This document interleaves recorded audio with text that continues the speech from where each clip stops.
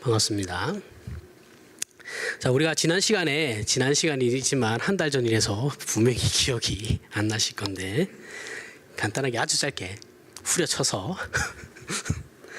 자, 우리 지난 시간에 하나님께서 처음에 인간을 하나님의 형상적 존재로 창조하셨다라고 했죠, 그렇죠? 했고 인간이 타락해서 근데 그 형상이 일그러지게 되었다고 했습니다, 그렇죠?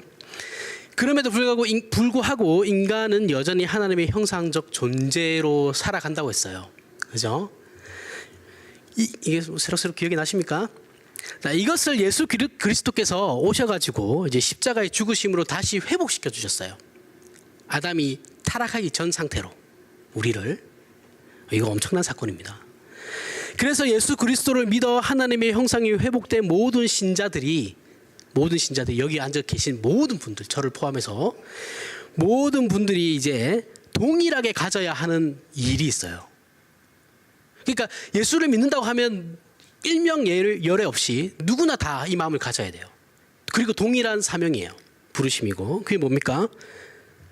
하나님의 형상을 반영하는 삶을 살아가는 거죠. 이게 우리가 살아야 하는 목적이에요. 인간이. 그렇게 살아가는 사람을 우리는 신앙이 좋다라고 말을 할 수 있다라고 얘기를 했습니다. 그렇죠? 어떤 종교적 행위가 아니고. 성경은 이렇게 우리가 하나님을 반영하는 삶을 살아가는 걸 그래서 사명 또는 부르심이라고 한다고 했어요. 근데 우리는 자꾸 이 사명과 부르심을 어떤 일과 연관시키려고 해요. 아닙니다. 그렇지 않아요. 절대 그렇지 않습니다. 오늘은 이 사명 또는 부르심에 대해서 이제 더 살펴보려고 합니다. 구체적으로 3가지를 살펴볼 건데, 모든 신자들의 사명 또는 부르심인 하나님의 형상인 우리가 하나님의 형상을 제대로 반영하는 삶을 살아가는 것에 대해서 성경은 우리에게 이 3가지를 요구하고 있어요. 3가지를 얘기했는데 오늘 3가지만 딱 하면 됩니다. 근데 3가지가 길어요. 자, 첫 번째가 뭐냐면 지난 시간에 제가 설명한 것과 거의 같은 맥을 이어가는 건데, 첫 번째는 우리 자신의 내면이 하나님을 날마다 반영해야 된다라는 거예요. 다른 거 다 필요 없고 지금은 첫 번째는 나 자신입니다. 나 자신.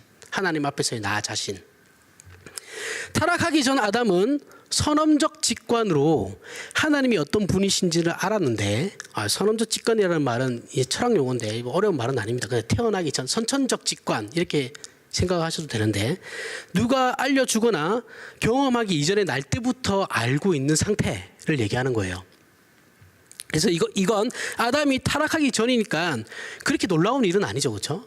아담이 타락하기 전이니까 하나님과의 어떤 관계에 있어서 하나님이 어떤 분이신지를 그가 아는 건 너무나 당연한 거예요. 그래서 특별한 어떤 이 상태에서는 어떤 아담이 어떤 계시를 하시지 않았어요. 계시가 없어도 아담이 하나님이 어떤 분인지를 만들어질 때부터 어떤 분인지를 알기 때문에 그 계시가 없이도 하나님이 뜻을 잘 수행할 수가 있는 상태였어요. 아담의 상태가. 그런 의미에서 사람이 하나님께 순종하는 것이 본래적으로는 정상이죠. 그죠? 인간은 목적은 하나님께 순종하는 것이 인간에게 있어서는 그게 정상적인 행위거든요. 그런데 이제 불순종이, 그러면 이제 불순종이 비정상이 되는 건데, 근데 이제 사람들이 너무 타락함에 이게 익숙해져서 그런 건지 모르겠는데 이 2개가 바뀌어 버렸죠, 그렇죠? 지금은 하나님께 순종하는 것이 미개하죠. 미개하거나 불합리하다고 생각하죠. 저걸 왜 믿어? 이렇게 생각하죠. 그리고 하나님께 순종하는 게 그러니까 순종하는 것이 비정상이 되어버린 시대예요. 아무튼 아담은 타락하기 전에는 정상적인 하나님의 형상적 존재였기 때문에 하나님의 어떠하심을 직관적으로 잘 알고 반영을 했어요. 그죠? 하나님의 특별한 어떤 작업이 필요 없었습니다. 그리고 이것이 아담의 사명인 동시에 기쁨이었어요. 아담은 하나님께 순종하는 게 너무 그 기쁨으로 살아가는 사람이었어요. 자, 사람이 하나님을 잘 반영하는 좋은 예가 성경에 나오는데 갈라디아서 5장에 나옵니다. 갈라디아서 5장 하면 우리가 딱 떠올려야 되는 게 뭐냐면 성령의 9가지 열매예요. 갈라디아서 5장, 성령의 9가지 열매가 나오는 곳, 딱 이렇게 생각하시면 돼요. 22절부터 23절에 이제 등장하는데, 오직 이렇게 시작하죠. 오직 성령의 열매는 사랑과 희락과 화평과 오래 참음과 자비와 양성, 충성, 온유, 절제, 이렇게 얘기하죠. 신약 시대에는 이 말씀을 이 말씀이 전부라는 건 아니에요. 이 성령의 9가지 열매를 대표적으로 해서 하나님의 어떠하심을 우리가 어떻게 하면 잘 반영할 수 있는지를 요약할 수 있죠.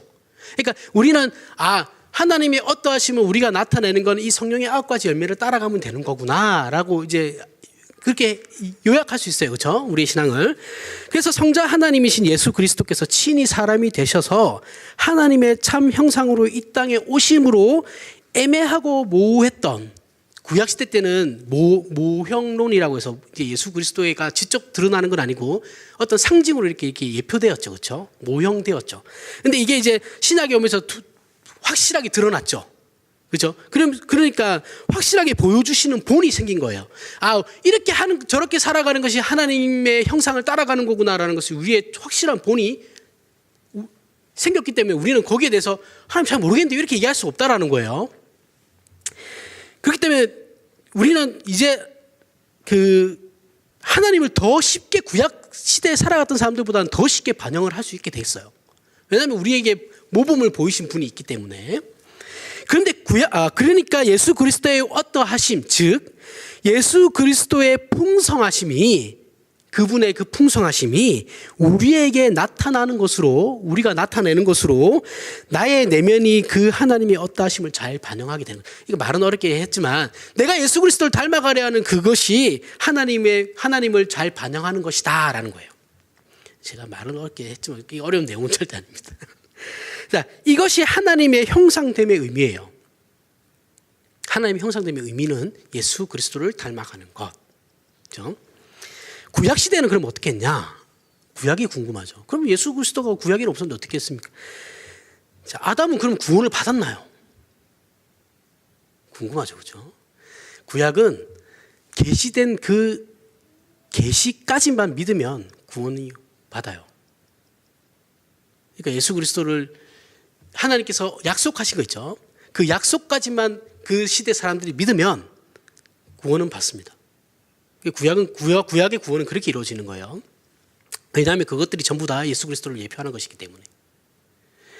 자, 이거는 나중에 제가 구원론에서 다시 자세하게 얘기해 드리겠습니다. 자, 아직 구약의 시대에는 아직 예수 그리스도께서 오시기 전이니까 예수 그리스도의 그 풍성함은 없어요. 그죠? 지금 사실 솔직히 구약 시대에서 살았던 사람들은 우리보다 되게 좀 애매했어요. 애매하게 살았어요. 그래서 하지만 구약에서는 아담이 그래 했어야 했고 나중에 이스라엘 민족이 성막을 통해서 하나님께 가까이 갔어야 했죠. 가까이 가고 어떻게 해야 됩니까? 하나님의 어떠하심을 그 성막을 통해서 잘 배웠어야 했어요. 배우고 그리고 율법을 통해서 어떻게 해요? 인간의 죄성을 깨달았어야 했죠. 그래서 어떻게 해야 되냐면 이방 민족에게 하나님을 잘 반영했어야 했어요. 이게 이스라엘 민족의 사명이었거든요. 이스라엘 민족끼리만 그런 건 없습니다. 세상에 우리끼리, 이게 앞에 뒤에도 얘기할 건데 우리끼리만은 없어요. 그들의 의무는 하나님이 이제 이스라엘 민족을 선택해서 하나님의 나라를 세우셨잖아요. 그렇죠? 그 하나님의 나라가 이방 민족들에게 본이 되어야 됐던 거예요. 그래서 하나님 믿으면 저렇게 다르구나 이런 걸 보여줬어야 했는데 이걸 안 했어요. 왜냐하면 그래서 결국은 어떻게 이스라엘이 징벌을 받게 되는 거죠. 힘들거든요. 그렇게 사는 게 힘들고 다들 다 저렇게 살아가는데 왜 나만 이런 생각이 들어요. 그죠? 그러니까 외면했던 거죠. 그래서 우리 그리스도인들의 목표는 뭐냐면 신앙의 어떤 영웅이나 자기 교회 담임 목사님이 닮는 거 아닙니다. 그런 사람들 닮는 거 아니에요. 예수 그리스도를 닮는 거예요. 성화되어져 가는 것이에요. 예수 그리스도를 닮는 것이 성화되어져 가는 거예요. 저는 멘토라는 말 별로 안 좋아하는데 누군가를 저 멘토로 삼아서 올 사람도 없겠지만 그렇게 한다면 저는 솔직히 부담스러워서 나 하지 마. 그냥 예수님 따라가. 뭘 날 따라와. 이런 식으로 얘기할 것 같아요. 그래서 하여튼 부담스러운 거죠. 부담스럽고 사람을 쫓아가면 실망하게 돼요. 그래서 우리 그리스도인들의 목표는 어떻게 합니까? 예수 그리스도와 같아지는 거죠. 같아져야 되는데 문제는 여기서 오해하지 말아야 되는 것이 뭐냐면 우리가 아무리 하나님의 형상이 회복된 존재라고 해도 예수 그리스도와 똑같아질 수는 없어요. 예수님은 하나님이에요. 인간의 육신으로 오셨다고 해도 하나님입니다. 완벽해질 수 근데 성경은 완벽해지라는 게 아니거든요. 자꾸 오해를 해서 완벽해지는 게 아니라 어떻게 예수님과 같아지려고 노력하는 거예요. 그러니까 하나님께서는 저와 여러분에게 요구하시는 성화가 뭐냐면 우리 피조물의 수준에서 예수 그리스도를 닮아가려고 하라는 겁니다. 내가 가지고 있는 그 수준에서 예수 그리스도를 닮아가기 위해서 노력하라는 거예요. 최대한 닮아가려고 해야 돼요. 그래서 어떤 핑계를 댈 수 없냐면 불가능합니다라는 핑계를 댈 수가 없어요. 여러분들, 하나님, 저는 여기서 만족하겠습니다. 하나님한테는 씨알도 안 먹히는 소리입니다. 하나님은 본인이 정한 목표가 있거든요. 각 사람마다 신앙의 목표가 있어요. 거기까지 하나님 자기가 끌고 가셔야 되거든요. 근데 하나님, 저는 됐는데요. 그만할게요. 여기서 저는 요걸로 만족합니다. 그건 내 생각이에요. 하나님이 끌고 가신 거에 대해서는 우리는 어쩔 수 없어요. 끌려가요. 그래서 성령의 그리고 이제 성령의 9가지 열매가 이게 나와서 하는 말인데, 성령의 9가지 열매에 대해서 짚고 넘어가야 될 부분이 분명히 있는데, 뭐냐면 우리는 성령의 9가지 열매라고 하니까 이 성령의 열매가 정말 9개라고 생각한다라는 거예요. 성령의 열매는 9개가 아닙니다. 1개입니다. 1개. 그 갈라디아서 5장 21절에 처음에 나올 때 이제 오직 성령의 열매는 이라는 말이 나오죠. 그렇죠? 오직 성령의 열매는. 자, 우리나라 말은 단수하고 복수가 불분명할 경우가 상당히 많습니다. 그런데 그래서 우리나라 말은 끝까지 들어봐야 되죠. 끝까지 들어봐야지 저 사람이 이거를 단수로 얘기한 거구나, 복수로 얘기한 거구나, 문맥을 잘 봐야 돼요. 근데 이 부분은 솔직히 원어의 성경을 잘 번역한 겁니다. 열매는 단수로 얘기했죠. 그렇죠? 이게 원어에서 실제로 단수예요. 칼포스라는 단어로 쓰는데, 성령의 열매는 하나라는 것이 맞아요. 그러면 왜 이렇게 9가지를 열심히 얘기하고 있냐라는 거죠. 이 9가지가 조화롭게 하나가 되어 있는 것이 누구냐면 예수 그리스도의 품성이에요. 품성을 그럼 하나님께서 우리가 원하시는 성령의 이끌림을 받는 사람이라는 건 결국은 예수 그리스도의 그 품성을 쫓아가는 사람이죠. 여러분들이 내가 성령의 인도함을 받고 있구나라고 확신할 수 있는 게 확인할 수 있는 게 뭐냐면 내가 예수님을 닮아가려고 노력하고 있구나, 내 나름대로. 이런 마음이 있으시면 여러분들은 성령의 인도함을 받고 있는 겁니다. 이상한 기도 그런 거 아니에요. 자, 그래서 갈라디아서 5장 아니죠. 계속 설명을 드리지만, 그래서 성경은 우리에게 외적인 종교적 행위나 종교적인 어떤 일에 대한 열심이 신앙의 전부인 것처럼 생각하지 말라고 얘기하죠. 내가 뭔가를 열심히 하는 것이 신앙의 그게 아니에요. 척도가 아니에요. 우리 신앙의 척도는 내가 어떤 종교적 행위를 열심히 하는 것이 우리 신앙의 척도가 되어서는 안 돼요. 될 수도 없고. 우리는 예수 그리스도를 믿음으로 우리의 존재 전체가 이미 어떻게 됐어요? 원칙적으로는 하나님의 형상이 회복된 존재라고 그랬죠. 그렇죠? 원칙적이라는 말은 지난 시간에도 얘기했지만 현실적으로는 아직 그렇지 못한 측면이 있는 거죠. 그래서 원래는 그런 건데 현실적으로는 이런 거야. 이렇게 우리 얘기 많이 하잖아요. 그렇죠? 똑같은 거예요. 원래는 우리가 다 하나님께 회복받은 존재인데 현실적으로는 아직 우리에게 어떻게 해요? 이루어가야 하는 부분이 있는 거죠. 그렇죠? 그게 예수 그리스도를 날마다 닮아가는 겁니다. 그 품성을. 이것은 정말 우리 각자에게 주어진 사명이에요. 이 땅의 그리스도인들에게, 모든 사람에게 주어진 사명이에요. 우리가 죽는 그 순간까지도 우리는 그리스도와 같아지도록 성령의 열매를 죽는 그 순간에, 유언을 남기는 그 순간에도 우리는 성령의 열매를 드러내도록 노력을 해야 된다는 거예요. 멋있게 죽어야 됩니다. 그래서 죽는 것도 비명 행사하시면 어쩔 수 없는 건데, 만약에 병원에서 이렇게 자식들 불러놓고 이제 유언하라고 그럴 때 정말 멋있게 죽으셔야 됩니다. 그게 자식들한테 이펙트가 크게 느껴지거든요. 이 우리의 삶이 이러할진데 세상이 삶이 복잡한데 무슨 그런 생각까지 해야 됩니까? 이렇게 얘기하시는 분들은 스스로 자기 입으로 나는 신앙이 없습니다 라고 고백하는 것밖에 안 돼요.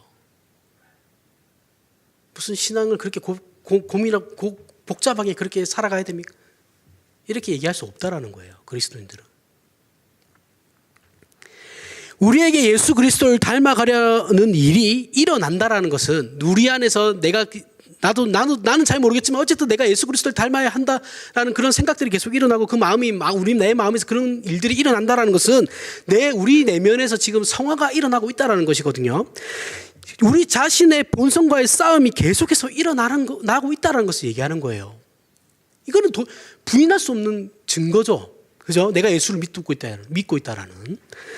그런 의미에서 기독교 신앙은 외적인 종교적 행위, 즉 기도하거나 성경 보거나 전도하거나 봉사 같은 것으로 내 신앙이 좋고 나쁨을 확인하는 것이 아니다라고 계속 얘기하고 있는 거예요. 내 안에 예수 그리스도의 품성을 닮아가려고 하는 그 싸움이 계속해서 일어나고 있는가로 우리의 신앙을 확인해야 된다는 거예요. 무슨 어떤 차이인지 아시겠습니까? 우리가 기존에 한국 교회에서 저 사람 참 신앙 좋아라고 얘기했던 게 그게 아니다라는 거예요. 너무나도 중요한 확인이죠. 이게 없으면 정말 답답한 신앙생활 하면서도 재미가 없어요. 재미도 없고 답답하고. 아담과 하와는 이 문제에서 실패할 수도 있었고 실제로 실패했죠. 그렇죠? 근데 하지만 성공할 수도 있었어요. 이것도 나중에 뒤에서 이제 선악과 얘기하면서 할 건데 선악과가 아니라 선과 악을 알게 하는 나무 열매 정확하게 얘기해야 되니까 그 얘기할 때 하겠지만 성공할 수도 있었지만 실패한 거예요. 하여튼 실패했습니다. 그러니까 우리는 원칙적으로 궁극적으로 근데 우리는 실패할 수 없는 존재로 회복된 거거든요. 아담은 실패할 수 있었지만 우리는 예수 그리스도로 말미암아 실패할 수 없어요. 여러분들의 구원은 실패되어지지 않아요. 무조건 승리되어질 수밖에 없거든요. 이미 이긴 전쟁이에요. 그걸 우리가 어떻게 해야 되냐면 우리가 더 예수 그리스도를 닮아가기 위해서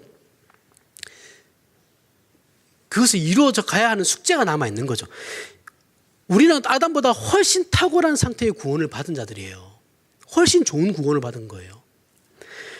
정말 이 말들을 진실로 믿는 사람들은 매 순간 성령 하나님을 의존하고 기도하면서 자기 자신과 싸워가는 반응이 내 자신에게서 일어나요.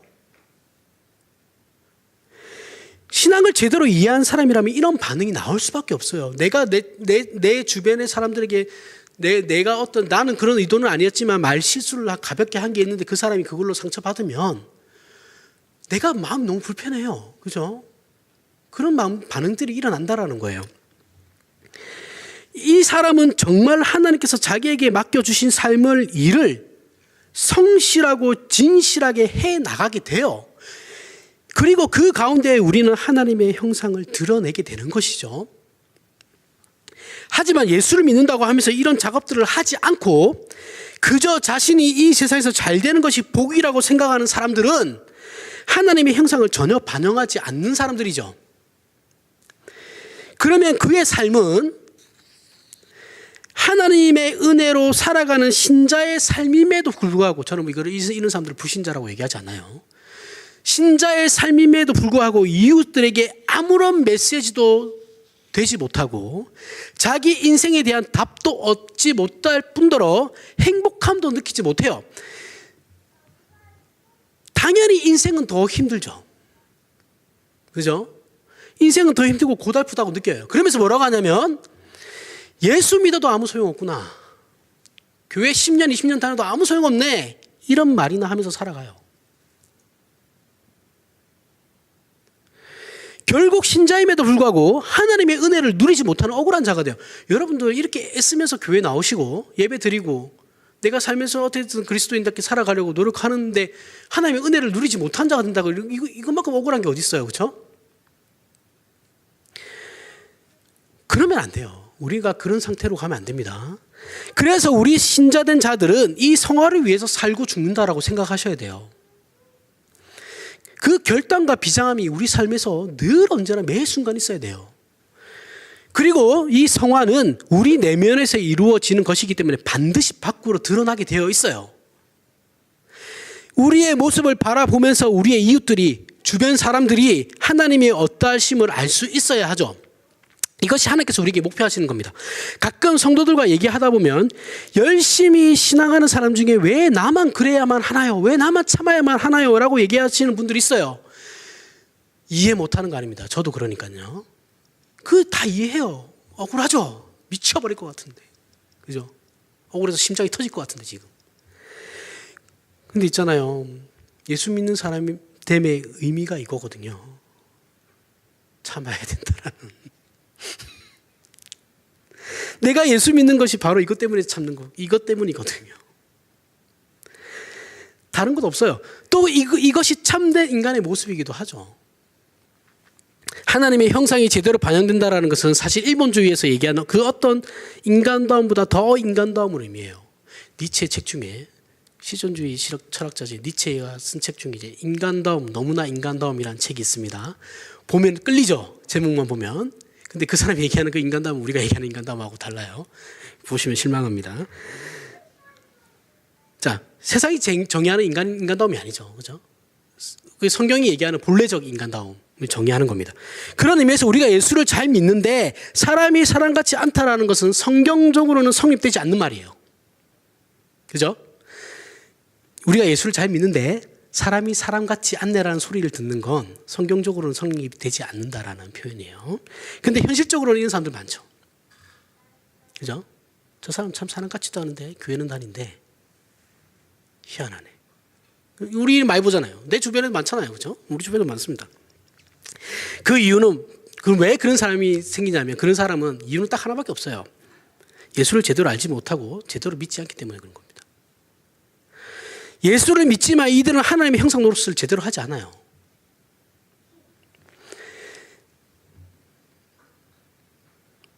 불신자라고는 안 했습니다. 나쁜 그리스도인이죠. 자, 하나님의 형상을 반영하는 것으로 우리 성경이 우리에게 요구하는 이제 두 번째로 넘어갈 건데, 두 번째는 뭐냐면 다른 사람과의 관계성에서 반영되어야 된다는 거예요. 다른 사람과의 관계. 하나님의 형상의 반영은 반드시 복잡 다단한 사람과 사람 사이의 관계성 가운데서 드러나야 해요. 앞에서 말했지만 저 사람은 신앙은 참 좋은데 사람은 별로야 라는 말은 현실적으로는 가능하지만 성경적으로는 성립되지 않는다라고 했어. 그렇죠? 결국 그 사람은 신앙이 나쁜 거예요. 사실 한국 교회는 이상한 신앙인, 제가 이제 이런 표현을 잘 쓰는데 재수 없는 그리스도인, 이런 표현 잘 써요. 재수 없는 그리스도인. 재수 없는 사람이라고 그러잖아요. 그렇죠? 그리스도인 많이 키워냈어요. 실제로 한국 교회가 그랬습니다. 신앙이 좋다고 하는데 사람들은 이상해요. 상식적이지 않아요. 이런 상황이 된 것은 한국 교회가 잘못된 신앙을 가르쳤기 때문이고 한국 교회는 성경이 말하는 방향으로 가고 있지 않다는 것을 증명하고 있는 거죠. 이것으로. 자신이 믿고 있는 대상이 어떤 존재이고 그분이 우리에게 요구하시는 것이 무엇인지를 교회와 성도들이 몰라요. 막말로 목사들도 몰라요. 이상한 소리만 하죠. 맨날. 신자라고 하면서 자신들의 정체성도 조차도 모르는 일이 대다수입니다. 성경을 모르니 기독교가 도대체가 뭔지를 몰라요. 그러니까 맨날 이상한 소리들만 하는 거예요. 그저 종교 행위만 열심히 하면 되는 거라고 생각하죠. 그러니 이런 결과들이 나오는 거예요. 하나님의 형상이 바르게 되면 사람과 사람 사이의 관계에서 이것이 반드시 반영되게 되어 있어요. 하나님의 형상적 존재인 인간은 타락해서 일그러진 하나님의 형상을 소유하고 있으나 예수 그리스도로 말미암아 다시 하나님을 제대로 반영할 수 있게 된 존재로 회복되었다고 했습니다. 그렇죠? 이 말을 다르게 얘기하면 이제는 하나님과 나와의 관계, 첫 번째, 그렇죠? 두 번째 뭐였냐면 나와 다른 사람과의 관계, 그리고 앞으로 이제 뒤에 또 세 번째가 있을 하나님이 지으신 모든 만물과의 관계에 대해서 우리는 어떠한 자세를 가져야 되냐면 평화를 만들어낸다는 거예요. 세상은 그렇지 않아요. 그렇죠? 죄로 인해 온 세상이 저주 아래 있으므로 자연이 인간에게 적대적이죠. 상함이 있고 어떻게 있어요? 해함이 있어요. 자연조차도 우리에게. 그런데 우리 그리스도인들이 가지고 있는 신앙의 가장 근본적인 변화와 이해와 원리는 이 모든 것들로부터 평화를 만들어내야 된다는 거예요. 화평케 하는 자가 이거죠. 하나님의 형상을 회복한 사람들은 모든 사람들과 우열의 문제로 싸우지 않아요. 자기가 얻고 싶은 것을 위해서 내 이웃과 싸우지 않고 이웃을 위해서 기꺼이 져주기로 하는 것이죠. 불평과 고통과 책임을 이웃에게 넘기지 않아요. 자기에게로 돌리는 것이, 이것이 하나님의 형상적 존재가 가지는 신앙이다라는 거예요. 손해보고 산다라는 거예요. 세상 사람들이 우리에게 가장 많이 하는 질문 중에 한 개가 뭐가 있습니까? 야, 하나님 있으면 보여줘봐. 이거 아닙니까? 그렇죠? 보일 수 있는 유일한 방법이 무엇이겠어요? 어떻게 해야지 그 사람에게 하나님을 증명할 수 있을까요? 철학적으로 아무리 얘기해봐야 그 사람 안 믿습니다. 성경 말씀 들이대봐야 안 믿어요. 그럼 어떻게 해야 될까요? 우리가 하나님을 잘 반영해야죠. 그 사람에게. 뭐겠어요? 그러면 하나님은 사랑이시죠. 어떻게 해야 됩니까? 그를 사랑해야죠. 세상과 그리스도인 사이에 가장 두드러진 차이점이 뭐겠어요? 세상 사람들과 그리스도인의 가장 큰 차이점이라고 하면, 우리는 기꺼이 죄인들을 위해서 십자가 질 마음을 가지고 있죠. 현실은 아니더라도 원리적으로는 그렇습니다. 갑자기 이렇게 얘기하니까 눈빛들이 다들 동공이 흔들려서 다 보입니다, 여기서. 사실은 그렇죠, 그렇죠. 우리는 남들을 위해서 살아갈 마음이 있어요. 그리스도인들은 희생할 마음을 가지고 있죠. 근데 세상 사람들은 자기 십자가도 지기 싫어해요. 이게 가장 큰 차이점입니다. 우리가 하나님을 안다라는 것을 무엇으로 증명할 수 있습니까? 여러분들, 난 하나님을 알아요 라는 것은 무엇으로 증명해요? 우리는 더 이상 자신을 위해 살지 않는다라는 것을 증명하죠. 사랑은 이타적인 것이죠. 상대방을 위하는 거예요. 이것이 또한 우리의 그리스도인들의 영광이에요, 영광. 내가 저 사람을 위해서 희생할 수 있다는 것은 사실적인, 그리스도인에게 있어서는 사실적으로 영광이 되는 거예요. 예수님이 그런 삶을 사셨으니까. 자기 주변의 사람들을 끌어모아서 자기 편 만들고, 나쁜 거죠, 이거. 남의 말을 듣지도 않고 자꾸 자기 주장만 하고, 이것도 나쁜 거죠. 이웃을 바보로 만들어서 내가 옳다라는 것을 증명하는 것이 옳음이 아니에요. 이웃을 밟고 일어서는 것이 승리가 아닙니다. 이웃의 것을 뺏고 빼앗아 채우는 것이 부가 아니고 복이 아니에요. 이웃이 안타깝게 잃은 것을 싸게 샀다고 해서 그것이 우리에게 복이 아니에요. 하나님의 손길도 아닙니다. 불로소득으로 이룬 부가 우리에게 복이 아니고 하나님의 은혜도 아니에요. 성경이 그렇게 가르치지 않아요. 이거는 종교개혁의 부작용인데, 종교개혁이 이제 칼빈주의가 그때 당시에 상업을 하던 사람들 많이 끌어모았죠. 이 사람들은 이제 카톨릭에서 핍박을 하니까 신교로 많이 넘어왔어요. 그 사람들에게 이런 걸 허락해 주다 보니까 이상한 방향으로 나가요. 그러면서 종교개혁이 일어나고 이상한 방향으로 나간 것 중에 한 개가 뭐냐면, 그때부터 돈을 못 모으는 사람들은 복을 못 받았다고 얘기하는 거예요. 이건 칼빈주의 안에서도 일어났던 일입니다. 칼빈주의를 이상하게 비틀어가지고 그런 식으로 갔어요. 그게 오늘날까지 내려오는 겁니다, 지금. 가난한 사람들은 하나님의 복을 못 받은 거예요. 나쁜 사람들이 거짓말하는 사람들 진짜.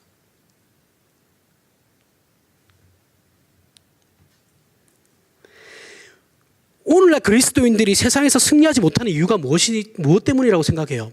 여러분들. 왜 그리스도인들이라고 하는 사람들이 세상에서 승리하지 못할까요? 신앙을 자꾸 자신이 무엇인가를 가지기 위한 싸움으로, 또는 자신을 증명하기 위한 싸움으로 이용해서 그런 거예요. 세상은 세상적인 방법으로 더 가지고 더 높아지려고 하죠. 믿는 자는 신앙이라는 이름으로 더 가지고 더 높아지려고 해서 그런 거예요. 그렇지 않아요. 그러면 안 돼요. 우리는 본질에 있어서 세상과 전혀 다른 존재들이에요. 제발 자신의 정체성을 바로 알고 계셔야 합니다. 우리는 하나님의 형상이 완전히 회복된 존재를, 그 속성과 성품이 세상 사람들과는 완전히 달라요. 그러니까 세상 사람들의 방식으로 살아가면 안 돼요. 세상이 열심히 경쟁적으로 살아간다고 해서 나까지 거기 그 경쟁에 뛰어들어가지고 살라는 게 아니에요. 교회가 교회끼리 경쟁하죠. 교회 안에서도 부서들끼리 경쟁하죠. 이렇게 경쟁 부추기는 목사가 제일 나쁜 목사예요. 절대 교회 안에서 교회는 경쟁을 하면 안 됩니다. 그 어떤 경쟁도 부추기면 안 돼요. 새벽 기도 나오는 거 스티커 붙이게 하면 안 돼요, 뒤에. 그런 짓 하지 말라는 겁니다. 요한일서 4장 20절에 보면, 이런 말씀이 있습니다. 누구든지 하나님을 사랑하노라 하고 그 형제를 미워하면 이는 거짓말하는 자니 보는 바 그 형제를 사랑하지 아니하는 자는 보지 못하는 바 하나님을 사랑할 수 없다라고 말씀하고 계십니다. 성경이 어떤 말을 할 때는 하나님이 어떤 분이시며 우리가 누구인가를 그 정체성을 근거로 해서 모든 명령과 그 배경을 설명하는 것이거든요. 성경은 그냥 하는 말이 아니에요. 그 이해와 믿음이 우리를 하나님의 사람으로 세우는 데 가장 힘이 되는 것이죠. 그래서 성경이 능력이 있는 거예요. 우리는 상 받는다, 복 받는다 이전에 하나님께서 최고의 복을 이미 주시며 하나님께서 지으신 인간의 영광과 자랑을 확인하고 그것을 우리의 삶 속에서 누리기 시작하면 다른 방식으로는 살아갈 수가 없는 존재들이에요. 그런데 우리는 자꾸 어떻게 하냐면 세상적인 방법으로 살아가려고 그래요. 세상에서 저렇게 하니까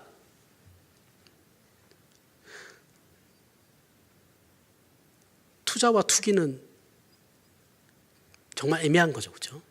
투자와 투기는 되게 애매해요. 되게 애매한 건데 투기는 나쁜 거죠. 투자는 좋은 거고. 근데 그거는 나만이 알아요. 내가 그 어떤 가치관을 가지고 있느냐에 따라 달라지는 거니까. 근데 투기에서 돈을 버는 걸 복이라고 생각해요. 아니에요. 절대 그러시면 안 됩니다.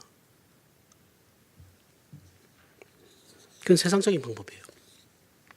하나님의 형상을 반영하는 것으로 우리 성경이 우리에게 요구하는 세 번째 마지막인데 좀 마지막이라 해도 길어요. 자, 사람과 사람 관계에서는 어떤 게 사람과 사람 관계에서만이 아니고 사람과 다른 피조물 전체의 관계에서도 반영되어야 된다는 거죠. 그렇죠? 자연 만물이에요. 자, 사람과 사람 사이에는 하나님께서 어떻게 해요? 서로 사랑하라라고 하셨어. 그 사랑이 진짜 이루어지기 위해서는 항상 어떻게 해요? 우리는 겸손해야 되죠. 겸손함을 성경은 강조해요. 그리고 이것은 결국 남을 나보다 낮게 여기는 것이에요. 그렇죠? 이제 사람과의 관계는 여기서부터 출발하는 거죠. 남을 나보다 낮게 여기는 것에서부터 출발하는 겁니다. 신자들은. 그게 내가 내 옆에 있는 사람을 더 존귀하게 여길 때 진정한 사랑을 할 수 있게 되는 거죠. 이 관계로 들어가는 것을 성경은 하나님의 형상을 반영하는 것이다 라고 얘기해요. 그런데 이제 사람과 다른 피조물 전체의 관계에서는 하나님께서 사람이 피조물을 지배하도록 하셨어요. 사람과 사람 사이에서는 서로 사랑하라고 했어요. 그렇죠? 서로 존중, 내가 남을 더 낮게 여기라고 했는데 피조물하고의 관계에서는 사람이 피조물을 지배하는 거죠. 이것은 우리가 그렇게 만든 게 아니고 하나님께서 처음부터 그렇게 만드신 거예요. 처음부터 의도적으로. 그래서 사람과 사람 사이의 관계성과 사람과 피조개 사이의 관계는 엄연히 달라야 되는, 격이 다른 거예요. 이거 두 개는. 그런데 자꾸 사람들은 어떻게 하냐면 내가 저 사람을 사랑하듯이 내가 자연을 사랑해야 된다 이렇게 얘기하는 사람도 있어요. 자연 보호주의자들 지금 그렇죠. 환경단체들이 지금 예수 안 믿는 환경단체들은 거의 그런 식으로 가죠. 동급으로 생각하죠. 내가 동물을 사랑하는 건 내가 저 사람을 사랑하는 것과 동급.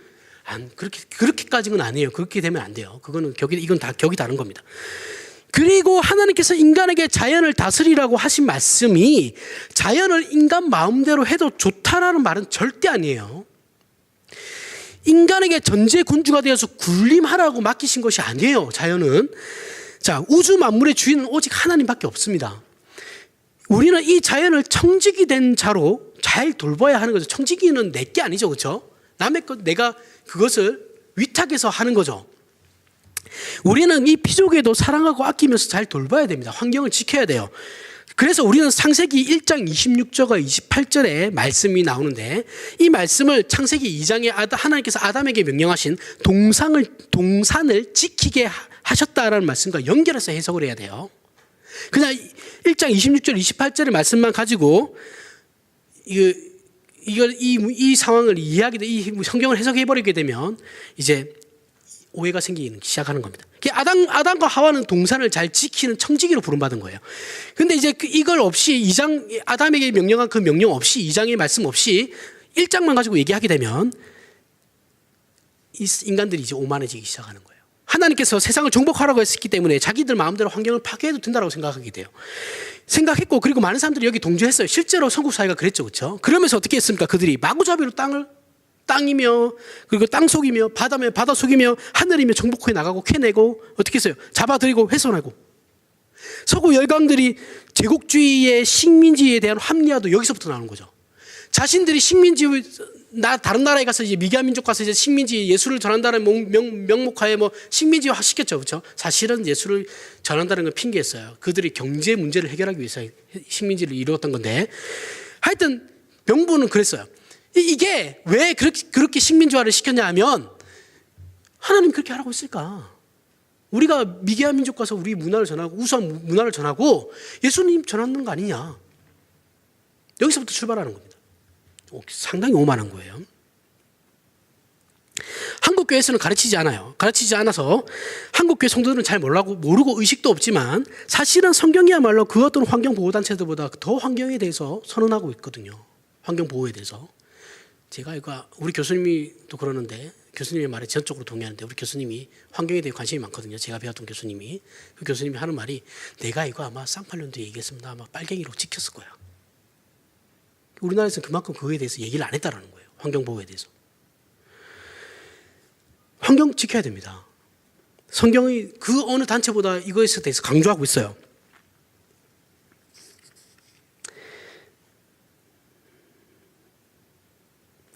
성경은 자연을 하나님의 의도대로 잘 통치하라고 얘기하고 있거든요. 인간들 마음대로가 아니라 하나님께서 의도하신 대로 통치해야 된다는 거예요. 처음 아담은 그럴 수 있게끔 하나님께서 창조하셨죠. 아담은 진화론자들이 말하는 그런 어떤 모자란 유인원이나 원신이 아니에요. 오히려 하나님의 뜻을 직관적으로 알 수 있는 뛰어난 존재였어요. 하나님의 의도를 잘 반영하고 통치했습니다. 그런데 여기서 이제 또 짚고 넘어가야 되는 게, 이 자연이라는 말이 이제 문제시하는 하시는 분들이 있어요. 자연이 이제 뜻이 한자잖아요, 그렇죠? 스스로 있는 것이거든요. 스스로 있다라는 뜻인데, 어떤 사람은 이 말을 이제 사용하지 말아야 된다고 얘기해요. 그리고 어떤 분들은 자연이라고 부르면 안 되고 피조물이라고 해야 된다 이렇게 부르는데, 뭐 나쁜 것은 아니지만 지나친 주장이에요. 기독교는 자연을 피조계로 이해하고 있죠, 그렇죠? 피조계로 이해하고 있고 스스로 있는 것으로 생각하지 않아요. 그렇게 정의하지 않아요. 이 개념은 중요한 것이지만 보편적으로 사용하고 있는 자연이라는 말을 쓰지 않는 것으로는, 우리가 자연이라는 말은 보편적인 일반 명사죠, 그렇죠? 보편적인 거예요. 보편적이기 때문에 그것을 바꿔서 우리끼리만 이렇게 할 수는 없어요. 우리는 세상에서 살아가야 되기 때문에 그냥 우리가 자연이라는 개념을 바꾸면 되는 겁니다. 자연은 스스로 있는 것이 아니에요, 그렇죠? 피조계로 하나님의 손에서 나온 기독교에서는 자연이라는 것은 하나님의 손에서부터 나온 것으로 정의하고 있어요, 그렇죠? 정의하고 그렇게 받아들이면 되는 겁니다. 하나님은 자연을 그냥 내버려 두라고 말씀하시지 않으시고 사람의 손이 가해지도록 하셨어요. 그래서 다스리고 통치하라고 하셨던 거예요, 아담에게. 하지만 그 통치는 하나님의 의도대로 가야 된다라는 거예요. 이렇게 자연의 인간에 의해 인공적인 것이 가해지는 것을 우리는 문화라고 하거든요. 자연적인 것에 인간적인 것이 들어가는 것을 문화라고 해요. 그래서 우리는 창세기 1장 28절의 말씀을 하나님께서 인간에게 문화를 만들라고 한 것으로 받아들여서 문화 명령이라고 해요. 이것은 굉장히 이제 풍성하게 해석한 겁니다. 그러면 하나님의 형상됨을 반영하는 세 번째 방식, 다른 피조물과의 관계에서 반영해야 된다는 그거는 결국 뭐냐면 피조계를 하나님의 의도대로 잘 지배하고 잘 통치하고 잘 다스리는 것을 하나님의 형상을 잘 반영하는 것이 되는 것이죠. 아담과 하와는 하나님이 만들어주신 자연에다가 자신의 손을 가해서 하나님께서 원하는 문화를 만들면 되는 것이었어요. 그런데 문제는 이 자연을 다스리는데 하나님의 뜻대로 할 수도 있었고 인간의 뜻대로 할 수도 있다라는 거죠. 그죠? 선택사항이 있다라는 거예요. 그게 하나님의 뜻대로 갔을 때 우리는 제대로 된 문화, 정상적인 문화라고 하는 거예요. 그죠? 인간이 하나님께 순종하는 것이 정상적인 거잖아요. 그죠? 똑같은 겁니다. 하지만 문제는 뭐예요? 인간이 타락했죠. 타락했어요. 그럼에도 불구하고 자연을 다스리는 일은 계속해서 이어져 가고 있어요. 지금까지도 이어져 가고 있으니까. 예수님 오시는 그 순간까지 이어져 갈 거예요. 이렇게 타락한 인간들이 문화를 만들어내니까 어떤 문화들이 생겨나냐면 비정상적인 문화가 생기기 시작하죠. 이것이 타락하기 전에 아담과 하와와 지금 우리들과의 차이점이에요. 아담과 하와가 타락함으로 인류는 하나님을 거역하는 문화를 만들어내기 시작했어요. 그러면 그리스도 안에서 우리에게 주어진 큰 사명이 뭐겠습니까? 작게는 내가 하나님을 반영하는 것, 그 다음에 내가 내 이웃에게 내가 하나님을 반영시키는 것, 그리고 크게는 뭐겠습니까? 이 문화를, 잘못된 문화를 어떻게 해야 되겠어요? 하나님 뜻에 맞는 문화로 바꿔가야 되는 거죠. 이게 교회가 해야 될 일이고 우리가 해야 될 일이에요. 모든 신자들이 이 땅에서 살아가면서 가져야 하는 최종 목표입니다. 여기서 오해하시면 또 안 돼요. 오해하시면 안 되는 게, 기독교가 힘을 가지고 기독교 국가를 만들자라는 게 절대 아니에요. 개혁파는 기독교의 국교화를 지향합니다. 지향이 아니라 지향하여. 기독교가 국교가 되거나 세상에서 힘을 가지게 되면 기독교는 망해요. 우리 기독교가 지금 한국교회 기독교가 힘을 가지려고 하니까 기독교가 계속 망해가잖아요. 지금 정치하고 결탁해가지고. 그러면 안 된다라는 거예요. 정치 활동을 하지 말라는 게 아니에요. 정치 활동을 하셔도 돼요. 신자들 해도 됩니다. 해도 되는데 어떤 이해관계에 의해서 진리를 호도하는 일은 있어서는 안 되죠.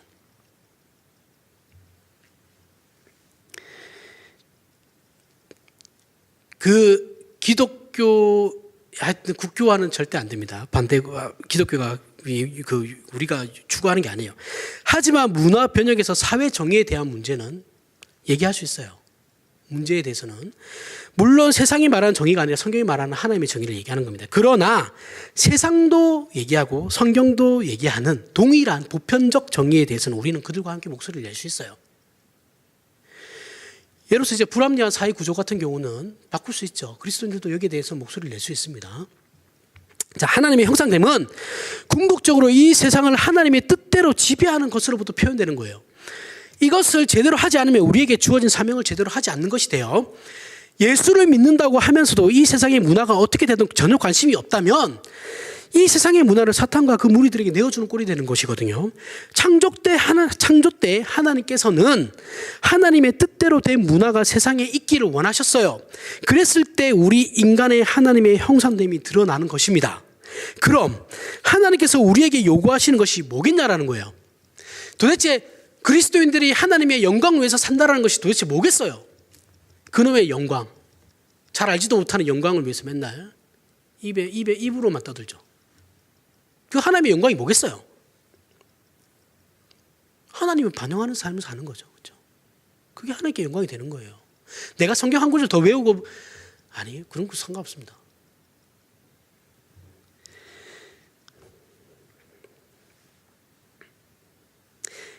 그러한 문화가 우리 그리스도인들 가운데서 이루어져 가도록 하는 일이 하나님께서 원하시는 거죠. 그 문화 사역 가운데서 하나님의 형상됨이 나타나는 것입니다. 결국 하나님의 형상됨이라는 것은 나 혼자 좋은 사람 되는 것으로 만족해서는 안 된다라는 거예요. 우리 삶 전체와 관련되어져 있다라는 거예요. 주변을 둘러보시라는 거예요. 나 혼자 살기 급급해 하지 말고. 그래서 하나님의 형상은 사회적 개념인 동시에 문화적 개념이기도 한 것입니다. 우리의 문화 속에서 하나님의 형상이 나타나도록 해야 돼요. 그럼 당연히 교회는 이 세상의 문화를 변혁하는 일을 해야 되죠. 이것이 교회의 목표 중에 하나입니다. 교회가 선교하고 전도만 하는 거 아니죠. 그렇죠? 구제만 하는 거 아니에요. 그 여러 일들 중에 이 부분도 들어간다라는 거죠. 이것을 무시하는 사람들은 하나님의 의도를 전혀 생각하지 않는 것입니다. 실제로 개혁판에서 이 부분에 대해서 상당히 소극적으로 해석하시는 분들이 있어요. 신자는 그저 십계명만 잘 지키면서 살면 그게 기독교 문화야라고 얘기하시는 분들이 있는데, 이 주장대로라면 기독교는 이 사회와는 전혀 상관이 없어요. 신자들도 이 사회와는 전혀 상관이 없이 살아가는 개인주의적 신앙에 빠지게 돼요. 하나님께서 의도하시는 것 중에 우리끼리만, 앞에서 얘기했죠. 우리끼리만은 없어요. 이건 하나님께서 정말 싫어하시는 거예요. 사도행전에 예루살렘 교회가 흩어지게 되죠. 그렇죠? 흩어지는 이유가 뭡니까? 핍박받아서 흩어지는 건데 왜 흩어지게 될까요? 전도를 나가야 되는데, 퍼져나가야 되는데 퍼져나갈 생각은 안 하고 지네들끼리 모여가지고 여기가 좁사오니 하고 있으니까 하나님 볼 때 답답하시죠? 야, 너네 지금 이러고 있을 때가 아니라니까? 너네 지금 나가야 돼, 밖으로. 근데 왜 그러고 있냐 하니까 하나님께서 핍박을 허락하시죠. 다 흩어버리셨잖아요. 그러면서 본격적으로 선교가 시작됐죠. 초대교회, 사도적 교회. 우리는 세상에 살지만 동시에 하나님 나라에 살고 있어요. 그렇죠? 아까 전에도 얘기했고 오늘 한줄기 목사님도 앞에서 얘기했는데, 한줄기 목사도 앞에서 얘기했는데 우리는 하나님 나라를 살아가요. 천국에서 살아가고 있는 거예요. 그 동시에 세상도 같이 살아가고 있죠. 그래서 신자의 신앙과 삶은 매우 적극적인 삶이어야 돼요. 소극적으로 살면 아무것도 안 됩니다. 적극적인 삶이어야 됩니다. 그런 의미에서 당연히 우리가 세상에서 할 수 있는 일들, 세상에서 기독교 세계관을 가지고 살아감으로 불의와 비성경적인 것에 저항하고 잘못된 세상 구조를 고쳐나가며 또한 우리의 직접적인 행실로 말미암아 우리의 이웃들이 나로 말미암아 덕을 보는 일들이 생겨야 돼요. 여러분들로 말미암아서 여러분들이 복되는 게 아니라 잘 되는 것이 아니라 여러분들로 말미암아서 여러분 주변 사람들이 잘 돼야 돼요. 그런 일들이 발생해야 된다는 거예요. 기독교 신자들은 하나님께서 우리를 이제 하나님의 형상을 제대로 반영하는 사람으로 새롭게 불러주셨다는 사실을 포괄적으로 생각하셔야 돼요. 그리고 이것은 우리가 이 세상에서 무엇을 해야 하는지를 분명하게 가르쳐주고 있죠. 외면하지 마십시오. 모르겠는데요 하지 마세요. 뭘 몰라요. 다 지금 얘기하고 있는데. 여러분도 다 들었으니까 여러분도 다 책임 있는 겁니다. 아니 저는 모르겠는데요. 보십시오. 안 통할 겁니다. 참 사람이 무엇인가도 여기에 들어가는 거죠. 저는 도대체 인간됨이 무엇인가? 인간이라는 것이 도대체 무엇인가? 참 사람은 그래서 뭐냐면 다른 사람과 더불어 살아가는 사람이에요. 참 사람은 이 세상에서 하나님이 원하는 문화를 만들어내는 사람이에요. 드러내는 사람이죠. 그것이 사람을 하나님의 형상적 존재로 이 세상에 있게 하신 하나님의 의도예요. 문화 변혁과 관련해서 성경에 나타난 몇 가지 재미있는 현상이 있는데 여러분도 다 아실 겁니다. 그렇죠? 창세기 4장에 보면 이제 가인의 후손들이 쭉 나와요. 쭉 나오는데 육축 치는 일은 야발에 의해서 이제 발전이 돼요. 이 가인의 후손들입니다. 셋의 후손이 아니고 그의 동생 유발이 있어요. 유발이 음악을 만들죠. 그렇죠? 다 믿지 않는 자들이에요. 그렇죠? 그다음에 하지만 이 문화는 비정상적인 문화죠. 믿지 않으니까. 비정상적인 문화이기 때문에 우리가 전혀 사용하지 하면 안 되냐? 그럼 그건 아니에요. 그건 아니고 이것을 이제 변혁해서 사용해야 한다라는 거예요. 이것이 우리에게 주어진 사명입니다. 그리고 어떻게 해요? 신라 두발가인 이제 아들 신라가 이제 어떻게 하냐면 청동기 문화를 만들어내죠. 청동기 문화를 이 사람이 만들어내요. 이 두발가인에 의해서 이제 두발가인에 의해서 태동하는 줄 제가 잘못 읽었습니다. 신라의 아들이 두발가인이에요. 두발가인에 의해서 이제 청동기 문화가 발생하게 돼요. 태동하게 돼요. 이렇게 하나님과의 관계가 끊어지고 원죄라는 죄성을 가지고 태어난 인류는 비정상적인 문화를 점점 만들어나기 시작했어요. 그런데 이 세상이 그런 비정상적인 문화를 만들고 있다고 해서 우리 그리스도인들이 세상의 모든 문화를 차단해야 되나 배척해야 되나 그건 아니다라는 거예요. 그렇다고 모든 문화를 수용할 수 있냐라면 그것도 아니에요. 요가는 우리가 수용할 수 없습니다. 그렇죠? 예를 들어서 얘기하면 요가 같은 거는 요가하는 행위 자체가 종교적 행위이기 때문에 그건 우리가 받아들일 수 없어요. 그리고 UAG 같은 것도 받아들일 수 없죠. 그건 우리가 그걸 어떻게 좋다고 해도 받아들일 수 없어요. 그런데 이제 음악 같은 거, 소설, 미술, 예술 이런 부분에서는 이제 우리가 다 받아들이죠, 그렇죠? 자, 문화라는 것은 그 시대 또는 그 나라의 사상적 배경을 가지고 있지만 그리스도인들은 그런 사상적 배경과 시대 정신을 그대로 적용하지 않고 기독교 세계관으로 그걸 바꿔서 사용할 수 있어요. 우리는 세상의 문화의 배경이나 그 사상에 빠지지 않고 세상 문화를 변형시켜 나가야 하는 거죠. 그렇게 해 나갈 때 하나님의 형상됨을 이 세상에 어떻게 해요? 실현되는 것이 드러나는 겁니다. 자, 그러면 이 문화를 변형하기 위해서는 두 종류의 사람이 있어야 되거든요. 두 종류의 사람이 있어야 되는데 먼저 한 분야의 전문가가 있어야 돼요. 전문가 없이는 문화 변혁이 일어나지 않아요. 그죠? 그러나 전문가만 있다고 해서 문화 변혁이 또 이루어지는 것도 아니에요. 전문가는 있어야 되지만 그것만 있다고 해서 문화 변혁이 이루어지는 것도 아니에요. 예로 어떤 사람이 좋은 기독교 세계관을 가지고 좋은 글을 썼어요. 소설을 썼어요. 그런데 사람들이 이거 이상하게 기독교 냄새 나는데 하고 안 봐요. 그러면 어떻게 되겠습니까? 이 책이 안 팔리겠죠. 그러면 이 작가는 어떻게 돼요? 먹고 사는 생존이 달려있는 문제잖아요. 그러면 어떻게 해야 됩니까? 아무리 좋은 책을 쓰고 싶어도 못 써요. 더 이상. 그 다음부터는 책이 안 나오겠죠. 생활이 안 되니까. 그래서 전문가만 있으면 안 되고 어떻게 해야 되냐? 누가 있어야 되냐면 교양 있는 시민들, 교양 있는 신자들이 있어야 되는 거예요. 그래서 그들이 어떻게 해야 됩니까? 그 사람의 책을 사줘야죠. 그래서 그 사람이 작가하는 작가 일에 충실히 행할 수 있으니까. 그래서 전문가로서 활동과 교양인으로서의 활동이 하나님의 형상됨을 이 세상에 반영하는 것이 되는 겁니다. 결론입니다. 앞에서 얘기했지만 하나님의 부르심에는 나만 좋은 신자가 되어서는 잘 사는 것이, 나만 좋은 신자가 되어서 잘 사는 것만이 있는 게 아니에요. 나만 잘 되는 게 아니에요. 기독교는 그렇지 않아요. 나만 잘 된다고 되는 게 아니에요.